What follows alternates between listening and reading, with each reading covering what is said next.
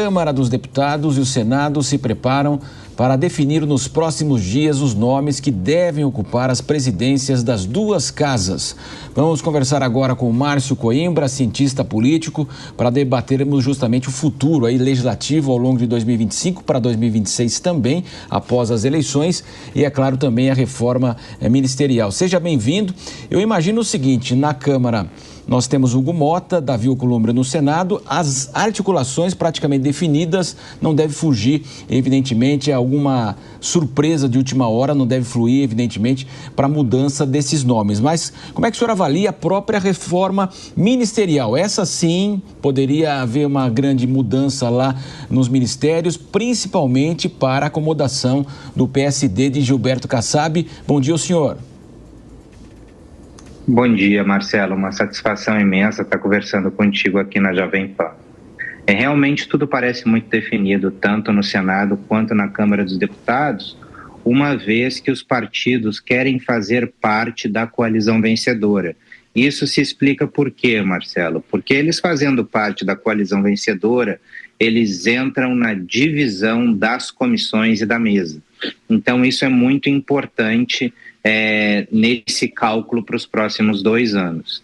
Então, para os partidos fazerem parte, indicarem nomes para chefiar comissões, para fazer parte da mesa, eles precisam estar nessa chapa vencedora. Então, no Senado, o senador Davi Alcolumbre construiu esta grande coalizão já há bastante tempo, né? É um grupo que já controla o Senado desde a primeira presidência dele, que teve esse tempo, esses 2 mandatos do Rodrigo Pacheco, que faz parte do mesmo grupo político do Davi Alcolumbre. E na Câmara dos Deputados nós vemos esse também grande acordo. O que acontece com isso? Acontece que o governo, com essa reacomodação de forças no Congresso Nacional, precisa também transpor isso para a esplanada dos ministérios como forma de acomodação política, de criar maioria. E a entrada, ou o fortalecimento, melhor dizendo, do PSD nas esferas de governo faz parte disso. E se comenta como principal nome do PSD dentro dessa reforma, do atual presidente do Senado, Rodrigo Pacheco, que entraria na esplanada dos ministérios como uma forma de fortalecer o PSD diante do governo federal. E várias outras mudanças, acomodações que também devem acontecer em outros ministérios. Se dá como certa, por exemplo, a saída do ministro da Defesa, José Múcio, que deseja pessoalmente já deixar o governo, ele já cumpriu a sua missão, segundo sua opinião, e outros ministérios que aí podem se reacomodar também.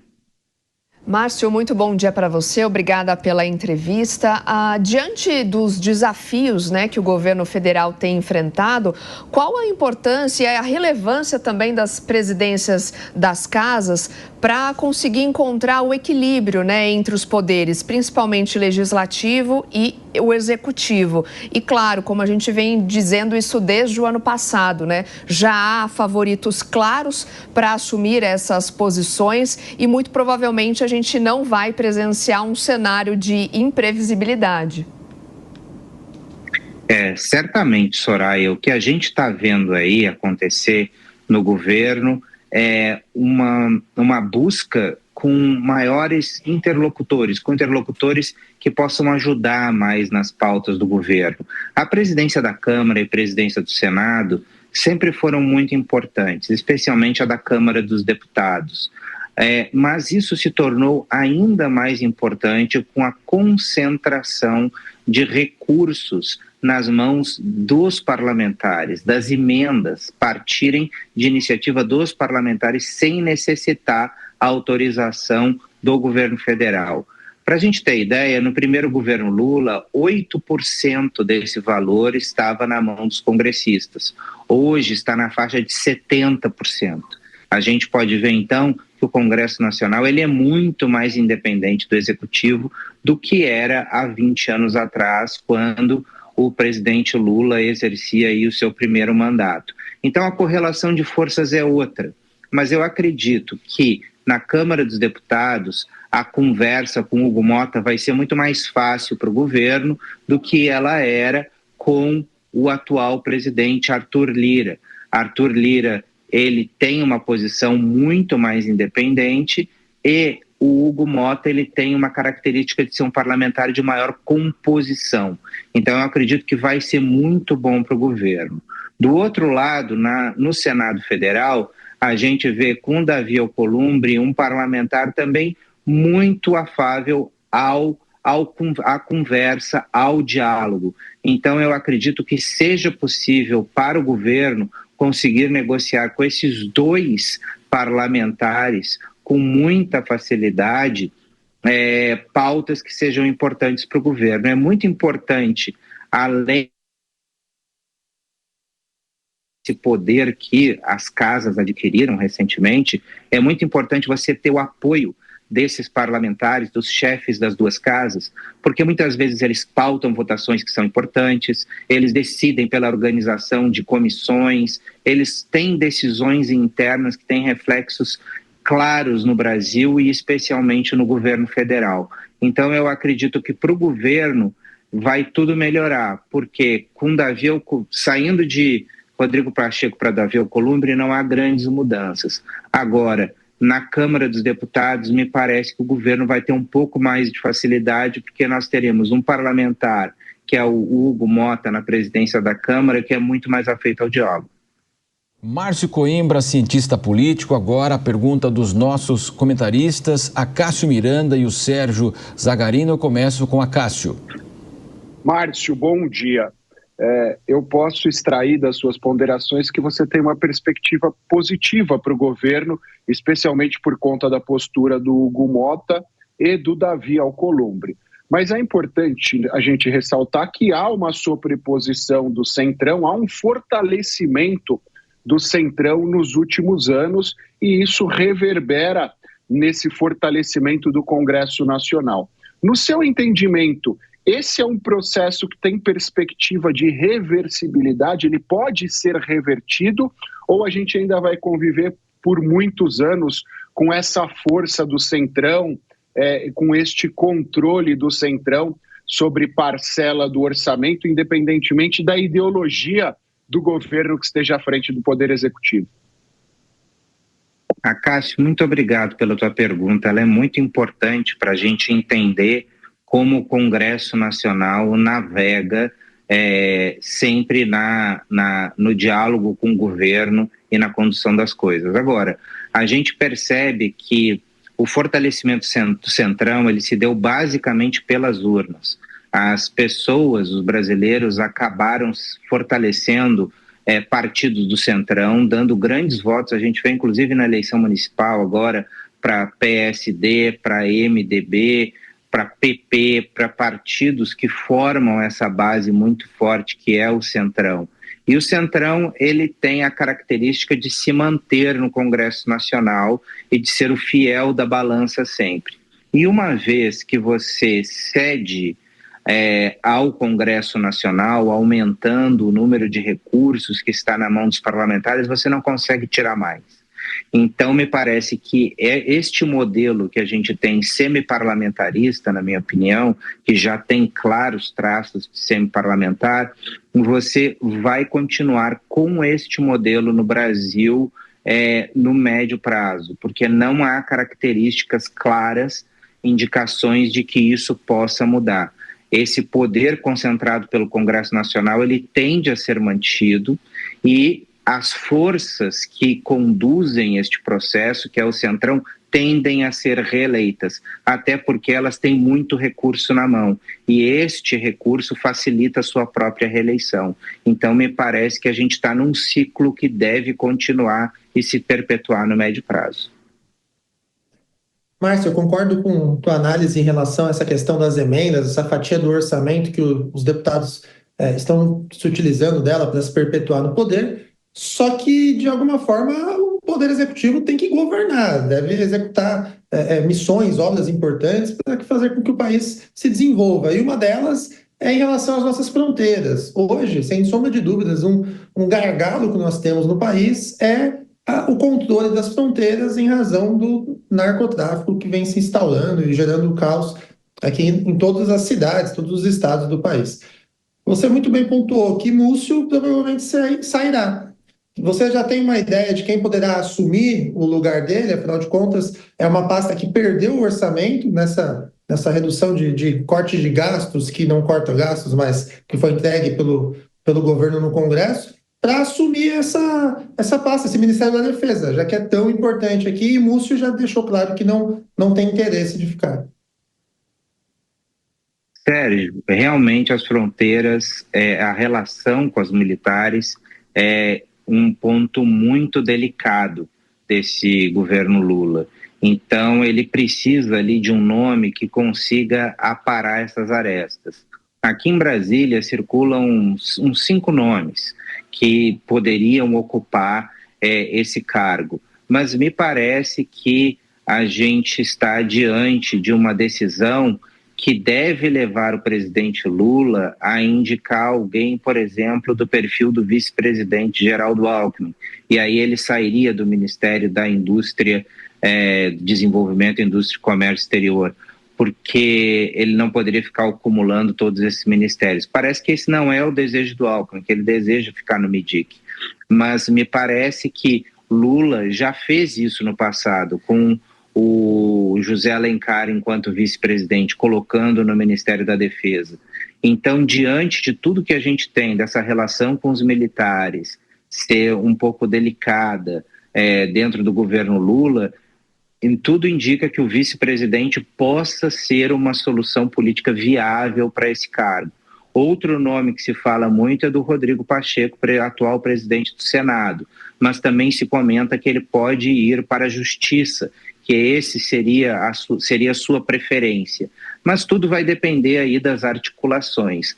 Mas o que a gente vê dentro de 5 nomes que circulam aí, acredito que seria um nome que poderia ter uma maior aceitação com os militares e uma maior composição. Então, acredito que tanto o nome do Rodrigo Pacheco quanto do vice-presidente Geraldo Alckmin, eles estão aí, eles conseguem preencher todos os requisitos necessários, até porque o Republicanos também está de olho com seu presidente Marcos Pereira no Ministério do Desenvolvimento, Indústria e Comércio. Então, isso acaba que fecharia mais ou menos esse